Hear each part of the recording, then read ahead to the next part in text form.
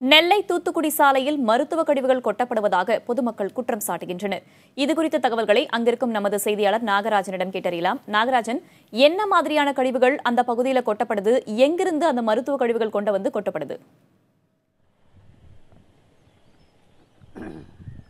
வேதவள்ளி, நாம் ஒவ்வொரு முறையும், அதாவது கடந்த 5 நாட்கள் முன்பாக கூட இந்த மருத்துவக் கழிவுகள் கொட்டப்படுவது குறித்து நேரடியாக களத்தில் சென்று ஆய்வு செய்து நாம் வெளியிட்டிருந்தோம்.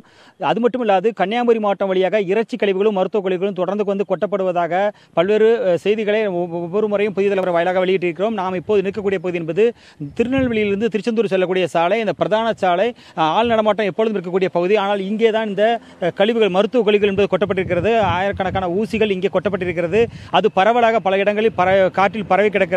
அந்த நீடில்கள் அது எங்கிருந்து அதாவது அப்புறப்படுத்தப்பட்ட அந்த பயன்படுத்தப்பட்ட அந்த ஊசிகள் என்பதும் காலாவதியான மருந்து பாட்டுகளும் அதிகமாக கிடைக்கிறது. அது மட்டும் இல்லாது அருகில் தான் குடியிருப்புகள் இருக்கிறது. அதாவது ஊரின் வாசலில், முகப்பு வாசலில் இந்த சம்பவம் நடந்திருக்கிறது. இங்கு கொட்டப்பட்ட மருத்துவ கழிவுகள் குறித்து இங்கு இருக்கக்கூடிய கிராம மக்களுக்கு தெரியவில்லை. இது குறித்த ஒரு போதிய விழிப்புணர்வும் இல்லை.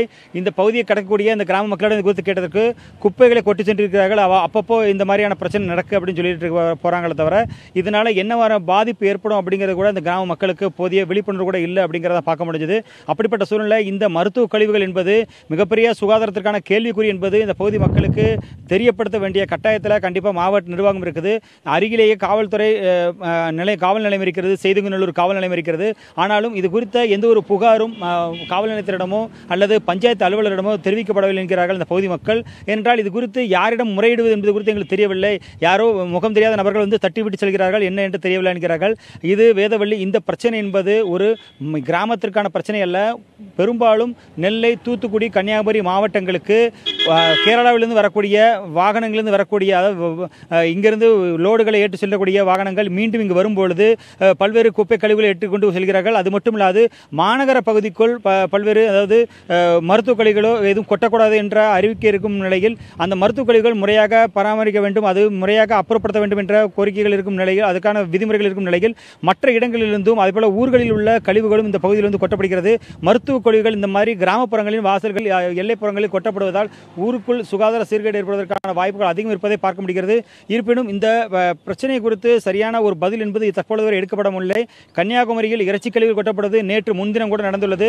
தற்பொழுது கூட இன்று காலை கூட இதற்காக அமைச்சர் இதுக்கான நடவடிக்கையை தமிழக அரசு எடுக்க வேண்டும் என்று கோரிக்கை வைத்திருக்கிறார். இவ்வாறு பல்வேறு கோரிக்கைகளாகவே கடந்த 5 வருடங்களாக இந்த பிரச்சனை என்பது பூதாகரமாக இந்த பகுதியில் எடுக்கப்பட்டு வருகிறது.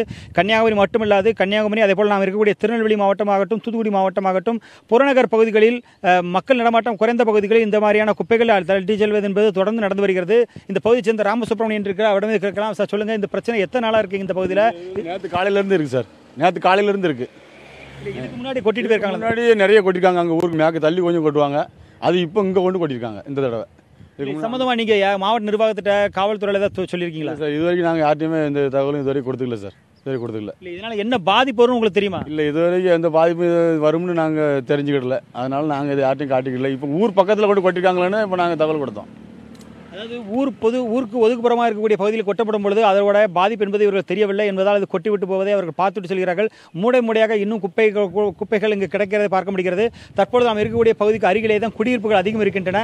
இருப்பினும் இந்த கொட்டப்பட்டுள்ள மருத்துவ கழிவுகள் குறித்தோ இல்லை இதனுடைய பாதிப்பு குறித்தோ நாகராஜன், நீங்க இணைப்பில் இருங்க. தற்போது நமது தொலைபேசி இணைப்பில் இணை இயக்குனர் மதுசூதனன் இருக்கிறார். அவரிடம் இது குறித்து கேட்டறியலாம். சார், வணக்கம்.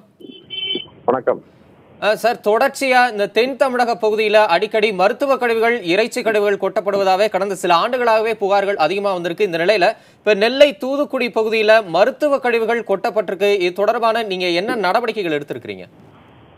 இல்ல, இது இப்பதான் இங்க தகவலுக்கு நீங்க இப்ப சொன்னப்பறம் தெரியுது. தூத்துக்குடி பக்கம் சொன்னாங்க.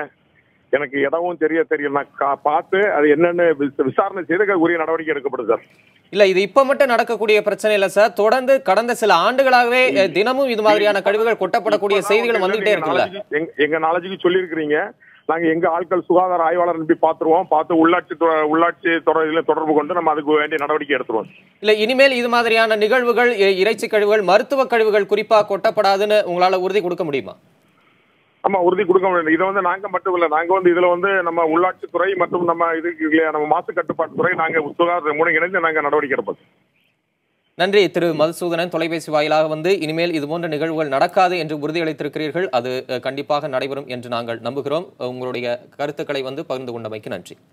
தொடர்ந்து நமது செய்தியாளர் நாகராஜனிடம் பேசலாம். நாகராஜன், அந்த மருத்துவ கழிவுகள் கொட்டப்பட்ட இடத்தின் அருகே காவல் நிலையம் இருப்பதாக நீங்கள் குறிப்பிட்டிருந்தீர்கள். இது தொடர்பாக காவல்துறையினர் இதுவரைக்கும் எந்த நடவடிக்கையும் எடுக்கவில்லையா? இது தொடர்பாக அவர்களிடம் பேச முடிந்ததா உங்களால்?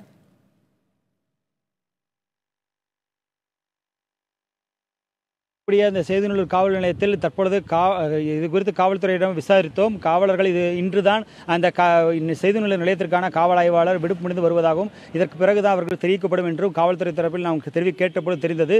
தற்பொழுது அதற்கு உதவி ஆய்வாளர் இருக்கிறார். அவரிடம் தெரியப்படுவதற்கு மக்களிடம் தெரிவித்திருக்கிறோம். இந்த பகுதி மக்கள் சார்பாக ஒரு புகார் தெரிவிக்க வேண்டும் என்பதற்காக தான் தெரிவித்துள்ளோம். நாம் பார்க்கும்பொழுது எவ்வளவு மோசமான இந்த கழிவுகள் என்பது இங்கே தெரிய வருகிறது. எனவே இந்த விஷயத்தில் கண்டிப்பாக மக்களுக்கும் ஒரு விழிப்புணர்வு வேண்டும். இது மக்கள் ஒன்று சேர்ந்து இதற்கான நடவடிக்கைகளை எடுப்பதற்காக மாவட்ட நிர்வாகத்தினர் ஒத்துழைப்பு அளித்தால் மட்டுமே இந்த மாதிரியான விஷயங்கள் மிகப்பெரிய அளவில் தடுத்து நிறுத்தப்படுவதற்கான ஒரு வாய்ப்பாக அமையும் என்கிறார்கள். ஏனென்றால் இந்த பிரச்சனை என்பது இங்கு மட்டுமில்லாது கன்னியாகுமரி மாவட்டம், நெல்லை மற்றும் தூத்துக்குடி மாவட்டங்களில் தொடர்ந்து ஒவ்வொரு முறையும் நடந்து வருகிறது. அவ்வப்போது பண்டலாக கிடக்கக்கூடிய மூடைகளில் இறைச்சி கழிவுகள் இருக்கும், அல்லது இதே போல ஓரமாக சாலையின் ஓரமாக கொட்டப்பட்டுள்ள மருத்துவ கழிவுகளை பார்க்க முடியும். இது ஒரு தனிப்பட்ட நிர்வாகத்தின் ஒரு தனிப்பட்ட பிரிவு மட்டும் எடுக்கக்கூடிய நடவடிக்கை இல்லை என்பது அவர்கள் தரப்பில் சொல்லப்படுகிறது. ஏனென்றால் தற்பொழுது கூட பேசிய மதுசூதன் அவர்கள் தெரிவிக்கும் பொழுது கூட இது சுகாதாரத்துறை மட்டுமல்லாது உள்ளாட்சித்துறைகளும் சேர்க்க வேண்டும் என்று தெரிவித்தார். எனவே இந்த மாதிரியான விஷயங்களில் அனைவரும் ஒத்துழைப்பு அளிக்க வேண்டும். காவல்துறையும் இந்த மாதிரியான விஷயங்களில் மக்களுக்கு பாதிப்பு ஏற்படும் என்பது தெரிய வரும் பொழுது உடனடியாக அதற்கான நடவடிக்கை எடுக்க வேண்டும். சிறுவர்கள் விளையாடக்கூடிய பகுதி தான் இது, சிறுவர்கள் கடந்து செல்லக்கூடிய பகுதி. ஆனால் காலு கீழே பெரிய அதற்கான நீடில்கள், அதாவது மருத்துவ பயன்பாட்டுக்குரிய அந்த ஊசிகள் கிடப்பது என்பது கண்டிப்பாக சுகாதார சீர்கேடு மட்டுமல்லாது ஆபத்தை ஏற்படுத்தக்கூடியது. எனவே இதற்கு தகுந்த நடவடிக்கை மட்டுமல்லாது இது முழுமையாக நிறுத்துவதற்கான நடவடிக்கைகளை மேற்கொள்ள வேண்டும் என்பதுதான் இந்த பகுதி மக்களோட எதிர்பார்ப்பாக இருக்கிறது. ஆனால் இது குறித்த ஒரு பெரிய விழிப்புணர்வு ஏற்படுத்தப்பட வேண்டும் என்பது இந்த பகுதி சமூக ஆர்வலர்களின் கருத்தாக இருக்கிறது. வேதவள்ளி.